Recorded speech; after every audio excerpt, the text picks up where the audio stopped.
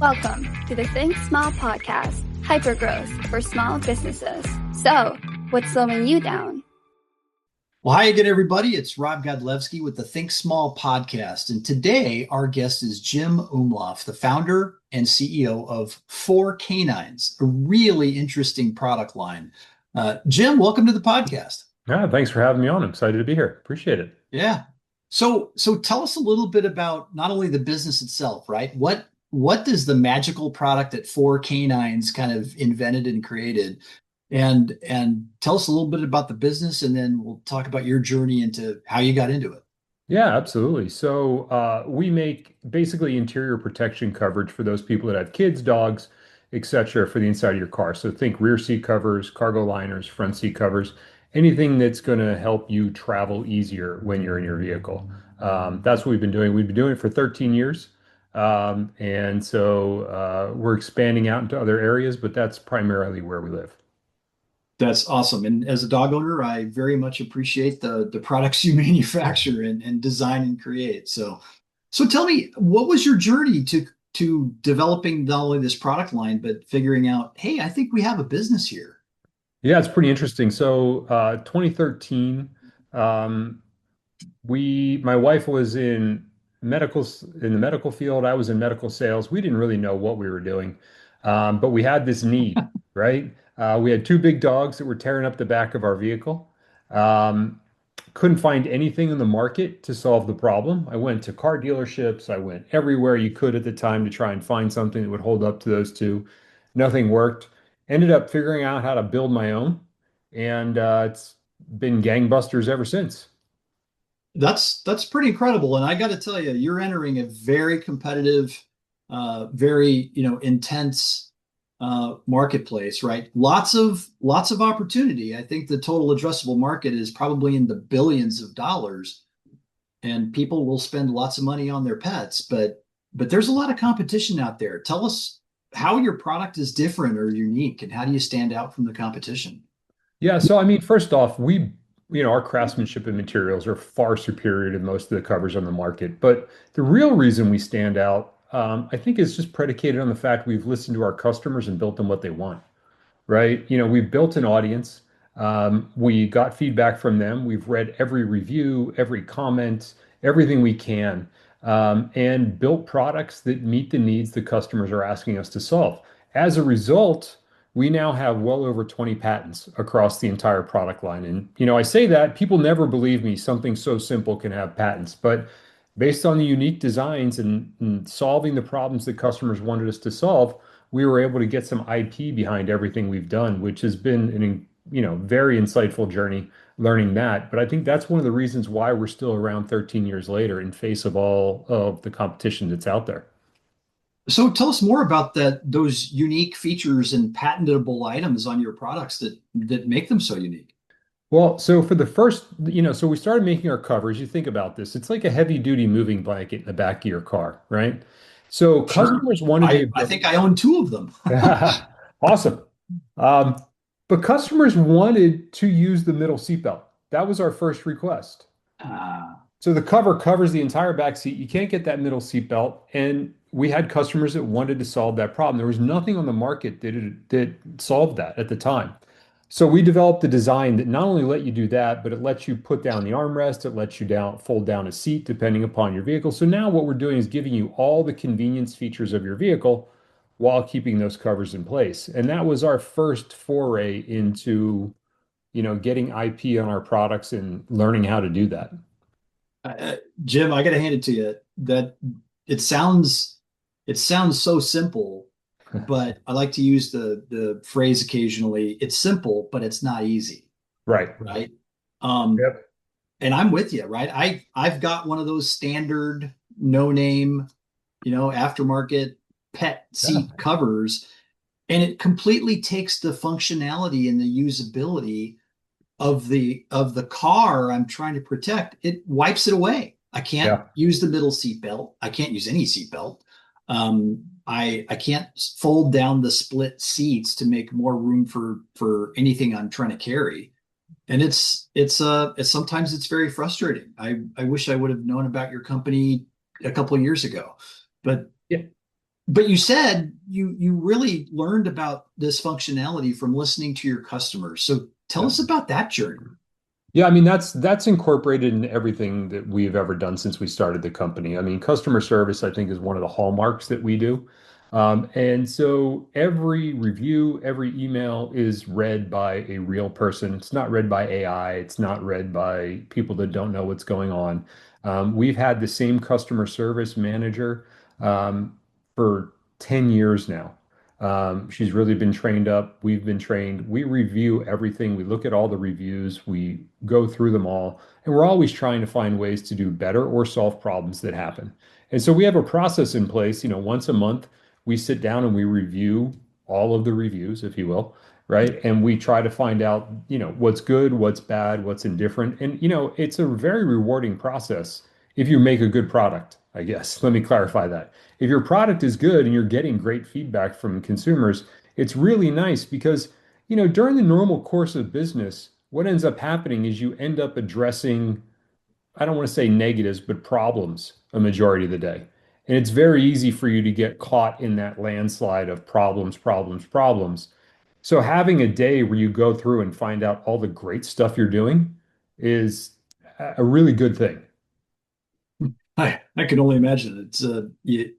We tend to focus on the challenges and the problems, as those complaints or concerns come in. But it is kind of nice to sit back and celebrate the wins and to celebrate the happy customers. So well done. Yep. Um, uh, and so 13 years ago, you and your wife start this literally probably out of your house or garage. Yep. Um, tell us about, how the journey has grown from 13 years ago to now. How many employees have you been able to employ? And tell us about your growth trajectory. Yeah, so we started scaling pretty rapidly. It was just my wife and I. About 2 years in, we brought on a full-time customer service manager to help us out. And now we have a part-time customer service manager. We have an accounting team. But on the marketing end, we leverage a lot of vendors and folks to help us out from that perspective, mainly because we want a broader scope of what's happening across the market. And having somebody inside is really good, but sometimes you lose what's going on in the market if you're not tapped in. We like leveraging, contractors and vendors to help us out on the marketing side. It can be a frustrating process finding good ones, which is always a struggle, but it's hard finding internal employees as well. So we've been growing year over year over year. We now sell to folks like Ford and to other auto OEMs. We sell in multiple marketplaces besides just, our website and Amazon. So we've expanded pretty substantially over the years, and that's our goal is to continue to diversify and expand. Wow. So did you say you are now selling to Ford and GM? Yeah, well, for Ford, not GM yet, but for Ford, Oh, okay. yeah. I see. And I think, one of the reasons why Ford was interested in working with us was because of the IP, right? We are selling a differentiated product in the market you can't get anywhere else because of the IP. So this is one of these instances where that IP not only helped us on the competition side in keeping us ahead of the curve, but it's also helped us source new business.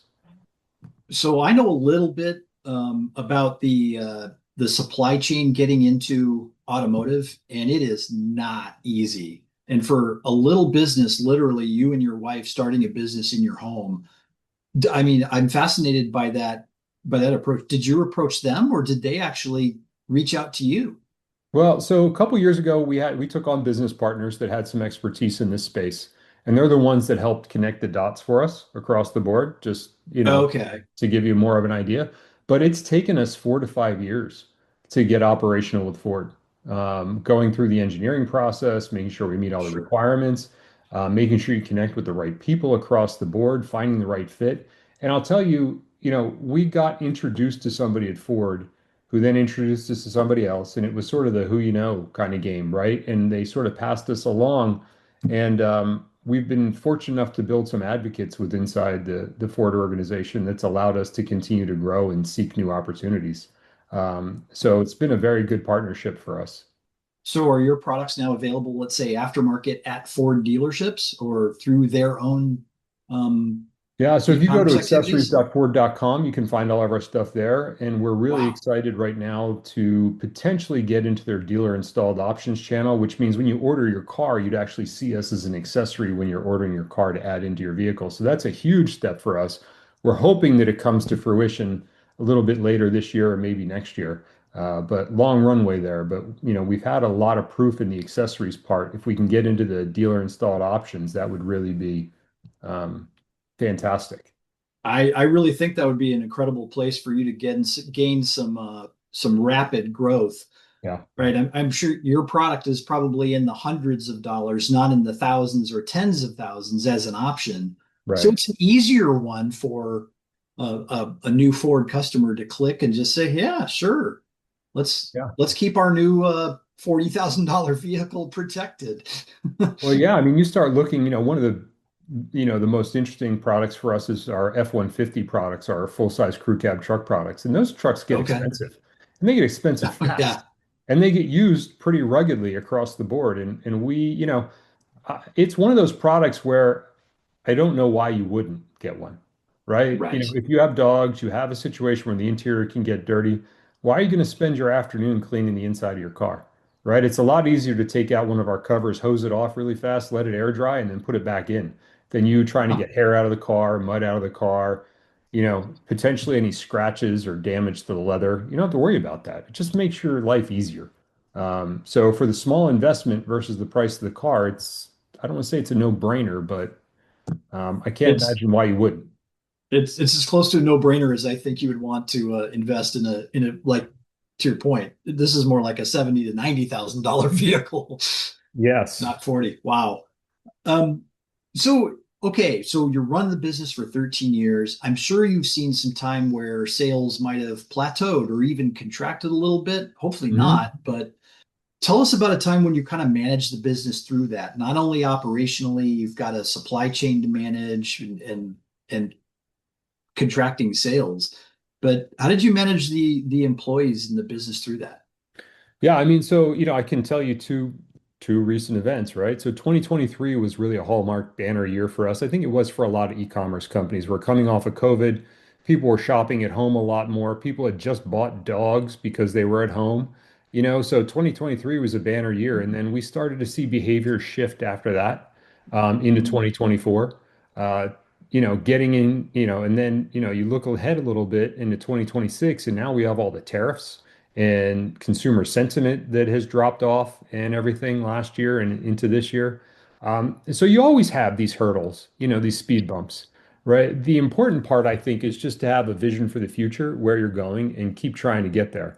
There's always things you have to pivot to in the meantime, right? We've had to figure out how to fight back and to learn when Facebook changed their algorithm and it hurt our sales first. I can go for days, right? There's no shortage of hurdles to go over.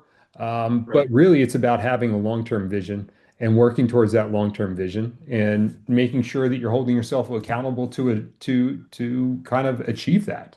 And that's what we do is, it took me a long time, when I was first starting out, something bad would happen and I would freak out. And the more reps you get, the less you freak out, right? You know that it's going to be okay. You know you're going to, get through it. I tell myself all the time, we've made it 13 years. Trump tariffs are not going to take me down right now. We're going to figure out how to get this squared Not at away. all. And so it's just a mindset shift that's helped the most. And that's one thing that, I mean, I just had my customer service manager ask me today. She's like, "What's going on with tariffs? Are we getting refunds because the Supreme Court just knocked them down?" And I said, "I don't know." I said, "We're just going to stay our course. We're going to keep, moving through in the direction that we're moving through. And, we're going to keep growing and expanding. And that's what our goal is going to be." I mean, that's a very thoughtful way to approach it. And yes, you don't necessarily know what challenge is coming around the corner. Shoot, if you did, you Life would be a lot easier, I'll tell you that. you'd be a bajillionaire. Yeah. Um, uh, but I appreciate your approach in just saying that there are going to be challenges. Let's take them one at a time. I worked for a very large company one time, and one of the executive leaders had this kind of mantra or philosophy, and that was news isn't good or bad. It's just news. So let's deal with the news. And and boy, that one little statement kind of took a lot of weight off of my shoulders as a business leader in the business I was running. But I appreciated that, and I think you're kind of taking the same approach, right? Whatever's Yeah, I going to come mean, at me, it's just news. it's all what you do with it and how you respond to it, right? I mean, you can either be positive or you can be negative. That's Um, right. and we try to always err on the positive side. It's not easy Right. all the time, but that's sort of what we try to do. I also like the phrase, it's simple, but not easy. That's the truth. 100%. We say that all the time, just in a different way. It's with a lot of Right. competitive covers in the marketplace, just because they look the same doesn't mean they're going to perform the same, right? And, Right. it's same kind of thing. It's like you may think one thing on the surface, but you go a little deeper and, the story looks a lot different. One thing that I work with my clients today at Chief Outsiders is, okay, there's a couple different ways to find growth. One of them is to find new customers and sell your products to those new customers. But the much easier way is to sell more products to the customers you already have. Yeah. So let's talk about, I'm sure your product line is much broader today than it was when you started. Talk about that product innovation cycle and what types of new products are you able to come out for your existing customers Yeah. um, that didn't exist 10, 12, 13 years ago. Yeah, we actually approach this two different ways, actually. One is selfishly, Oh, in that I build products that I want and that I'm going to use, right? So, we had a dog that unfortunately had a heart condition, and the medicine she was on gave her incontinence. And yeah. so, I don't know if you've ever, had to take a dog bed apart, but it's a nightmare. And every night, when she would relax, she'd have an accident on the dog bed, and we'd be disassembling this dog bed, and it was just a disaster. So we started making slip covers for the dog bed, covers the whole dog bed. And now, if Okay. she had an accident, we just take the cover off and put a new cover on, and it's no big deal. So that's one way that we've pursued product expansion is just having dogs and understanding the market and understanding what people Right. need.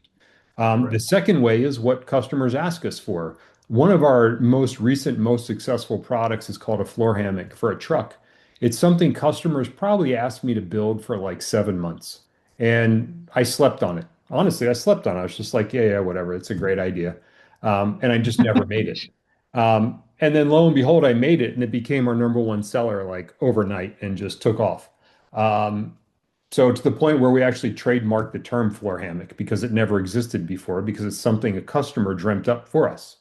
I'm going to have to go look at this product on your website. That sounds really interesting. Tell me more about the floor hammock. Yeah, so people that have a full-size truck, the rear seats fold up. And the most stable place I think for a dog in any vehicle is on the floor. Right? You don't have to worry about them coming off the seat and falling onto the floor. And so in these full-size trucks, our product goes down the back of the front seat onto the floor bed and then up the rear seats when they're folded up. So it creates this whole sort of cocoon nest in the back for the dogs, and they're on the floorboard. So you never have to worry about them falling or anything like that because they're on the most stable platform in the vehicle. And customers asked and they asked and they asked. And then, we were building seat covers and I was like, no, nobody wants, something on the floor. Well, I was wrong. And they did. And we still sell a bunch of them today. I mean, it's a very popular product. I think it's a really smart product. It's a lot lower to the ground. You're not asking the dog to jump up onto a seat or jump straight down. It's easier for them to get in and out. It's great for elderly dogs. And that's something that customers wanted. And there was some resistance, and we finally made it. I can say the same thing about our door guards. We have special door guards. I could never figure out how to make the door guards perform the way that I wanted. It took me 2 years Mm. to figure out how to make door guards the way that I wanted them to. We finally made them, and they're selling really well, based on, just listening to your customer. I mean, you can either make this as easy as you want or as hard as you want. And if customers are telling you what they want, well, I mean, why are we fighting them? And so now what I do, just to give you an idea, when customers request stuff from us, we do small test runs. And so whether it's a new color, new style, new product, whatever it might be, we do small test runs and see how those products sell. And if they take off, then we continue to produce them. And if not, then it was a test and, no harm, no foul. Sure. So do you have a manufacturing plant that you manage, or are you using contract manufacturing for your products? So we use contract manufacturing. We've actually used one of our manufacturers we've used the entire 13 years. We got really lucky finding a great manufacturing team. Um, but as you know, with the disruption in the global ecosystem around supply lines and everything, we've Yes, I found that know. it's necessary to start looking at additional options to diversify instead of just Yeah. using one supplier. So we brought on additional suppliers for different products. And then we're also looking at diversification for just our overall product line to make sure that we have plan A, plan B, plan C in place, depending upon what happens that's outside of our control. Right. So clearly you're focused on the consumer, right? Do you do any business to business type of sales, or is it all B2C? Most of it is B2C, but we do some white labeling for some brands that don't necessarily compete in our space but need a complementary product. Like we Oh, did, okay. um, one company we worked with did like ski racks for the inside of your SUV, right? It was like an interior ski rack, and they wanted to waterproof the inside, so they used our product as a waterproofing underneath that. And so we do some white labeling as as required. And mainly the reason that we can do that, once again, not to harp on this, is because we have IP, and they want to be able to use our IP, like folding the seats down, and they Mm. want to give customers that extra value. In order for them to do that, we're the ones that they work with because we have that IP. So something else you touched on earlier in this conversation, Jim, is it's not only this unique IP that allows the function of those car seats and seat belts and everything else, but you said you also use very high quality products, right? That Yep. that don't get scratched or torn or ripped as easy as some other products. That's a that's a very strong double-edged sword you're coming at the customers with. That's adding a lot of value. Tell me why you approached things that way as well. Yeah, so I build stuff that I want to use. And that's Yeah, how I would want to buy something, right? And so that's sure. the ultimate hallmark of what we do. If it's not good enough for us, then we're not going to sell it. Um, and we chose to make products that last. I mean, we don't want to make disposable products, which is really the world we're sort of heading into now, especially with Amazon and the Temus of the world, where you get this thing and it lasts for 30 days, maybe if you're lucky, and then you got to buy another one. That's not what we Right. do. All our products are heavy duty. We've been using the same materials for years and years and years because we know they're tried, true, tested. But not only do we do testing on our own, but we also do third-party testing now. We do abrasion testing, waterproof testing, material component testing, strap test, pull test testing. And then we do, crazy fun stuff where we hook seat covers up to my truck in an SUV and play tug of war and see which one wins. So we do a little bit of everything, right? I mean, I love hooking competitive covers up to mine and playing tug of war because I watch them shred into a million pieces, and you can tow an Yeah, SUV with my cover, and we've proven it multiple times. And that that's is that. fun. That's a Yeah, fun way to engage with your customers, even though you're not directly selling a product to them at the time. yeah. Well, that's it. I mean, you got to have some fun along the way, right? Of So, course. getting out there and have some pull test adventures along with the third party testing. It's important for us to know that we're putting out a good product. We stand behind them. They have a great warranty behind them. They have great customer service, and we stand behind everything we make. And if you look at the last 3 years with over 100,000 units sold every year, our defect rate is 0.3%. Wow, that's an incredibly low defect rate. I used to be in the CPG, consumer goods manufacturing space, Uh-huh. and our target was 1%. So Yep. 0.3% is incredible. Well done. Thank you. Yeah, I mean, you could maybe make a case they're over-engineered, right? But that's something we're happy with. Well, you're also targeting a market that's willing to pay for, in your words, an over-engineered product. And I don't think it's over-engineered. I think it's engineered just right. Yeah. I would much rather spend $120 for a product that isn't going to fall apart when I could have spent 50 on something that I knew was going to fall apart. Well, it's going to fall apart, but it might not work, right? I mean, if it's not built with good Well, that's true materials, if it too. moves around in the seat and then you get a tear or you get mud and you put the product back there and it doesn't perform the way it wants to because you saved a couple of bucks, but now spent that couple of bucks on aggravation. And that's not something we want for any of our customers. Right, right. So tell me, I mean, you've got a relationship with a major auto manufacturer. I mean, that just opens the door for more automobile manufacturer relationships or other aftermarket sellers. What does the next 3 to 5 years look like for 4Knines? Yeah, so we're going to continue to try and grow more into the automotive OEM space, right? We have a couple more manufacturers coming on board. We're going to continue to obviously try and grow our business with Ford and continue to grow there. We're developing a bunch of new products based on customer requests and my own to continue to grow. It's that Lee Iacocca. If you're standing on the tracks, you're going to get run over, right? And so we are endeavoring to continue to grow and to continue to move forward. And that means continuing to innovate. And that's what we've been so good at. We've been a leader in innovation in this space, and we're continuing to try to do that with new products coming out. I want to make a couch cover. It makes perfect sense. Customers have asked us for a couch cover for a very long time. Huh. I want to make a dog bed. I have a passion for what I would like a dog bed to be like, and so I'm trying to figure that out right now. And then we have a couple other products like a newer harness that we want to make sure your dog's secured in the vehicle. So we have a number of different things that we're trying to ferret out. We don't bring them to market lightly. They go through a lot of testing, a lot of designs, always trying to figure out ways that we can provide value. And so it takes a little while sometimes for us to bring something out, but we're doing our due diligence and making sure we're targeting the right features and benefits for all the customers.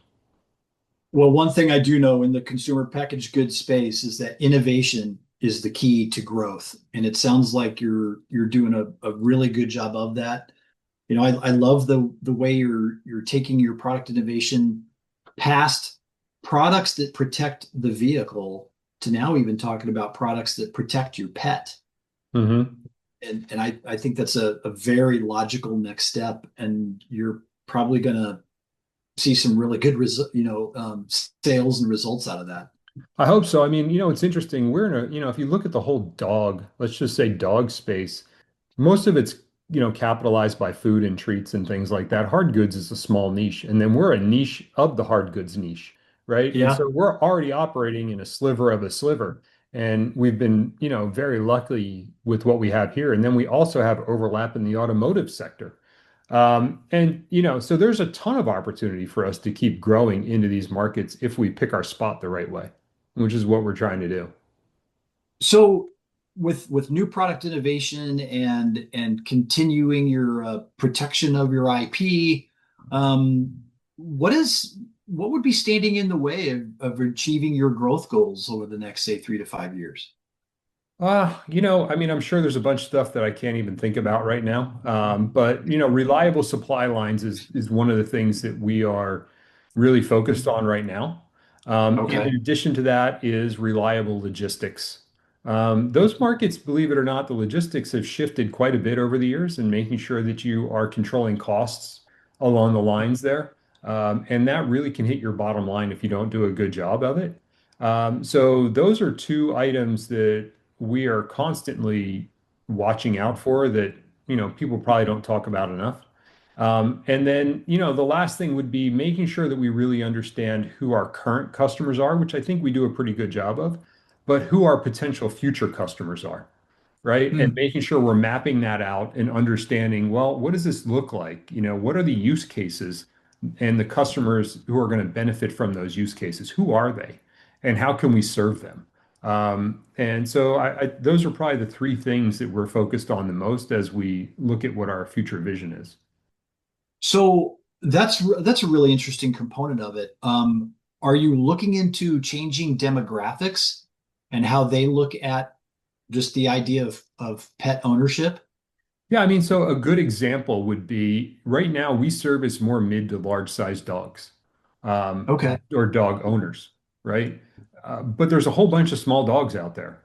We don't have any carriers or anything like that for small dogs. We just came out with a little padded car seat for dogs that's really nice, Okay. that's done really well. But for the longest time, a majority of our market has been those mid to large size dogs. There's a whole opportunity out there with those folks that have smaller dogs. And while there's a lot of similarities, there's also some big differences between them. The activities that you do with small dogs is different than the activities you do with these larger sporting dogs, right? And so you have to really understand, all right, well, what is your customer doing and what does their lifestyle look like?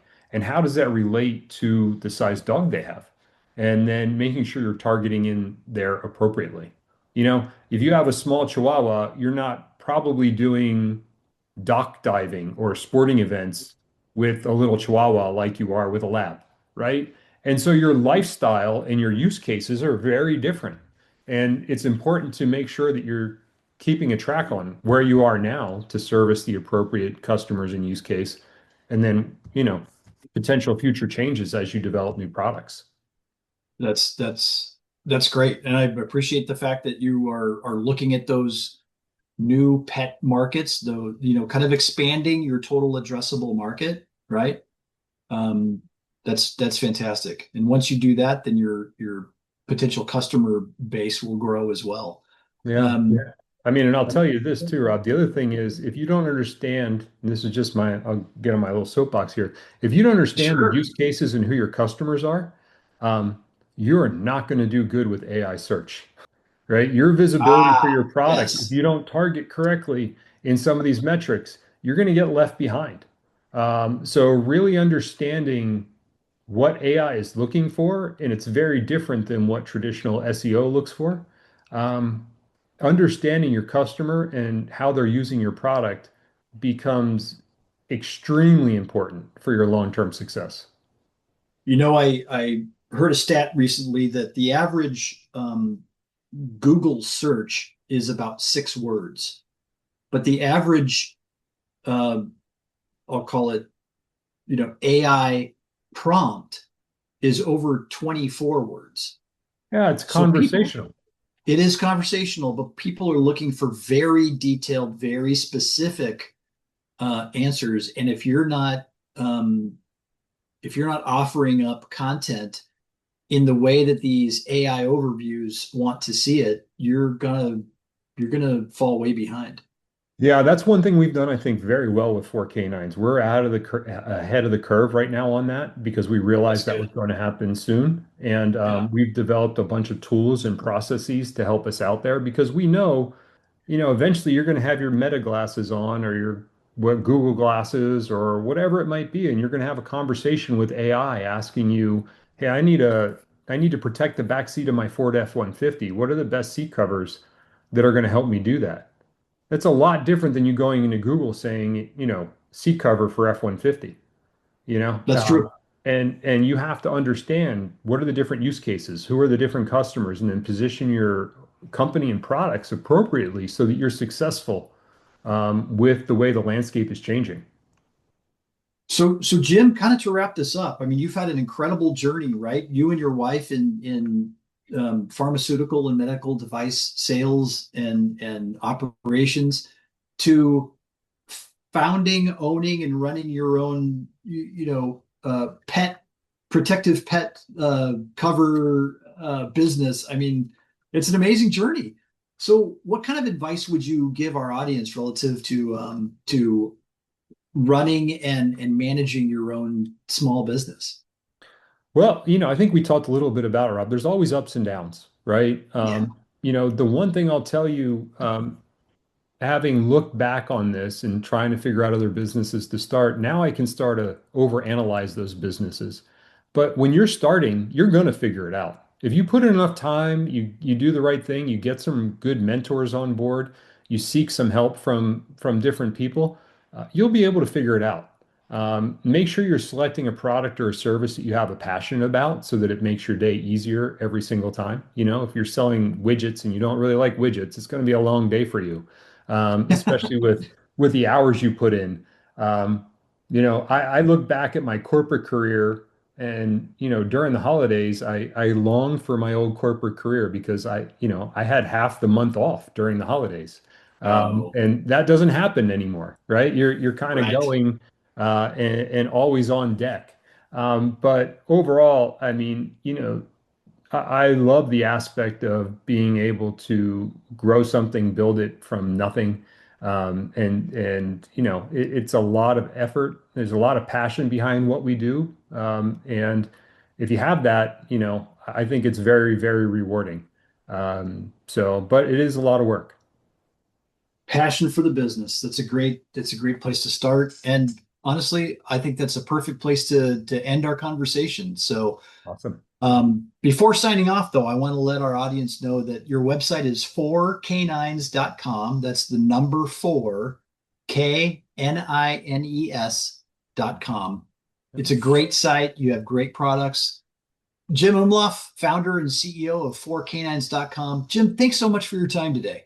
Yeah, no, this was great. I really appreciate it. Love having good business conversations. So thanks for having me on. Welcome to the Think Small podcast, hypergrowth for small businesses. So, what's slowing you down?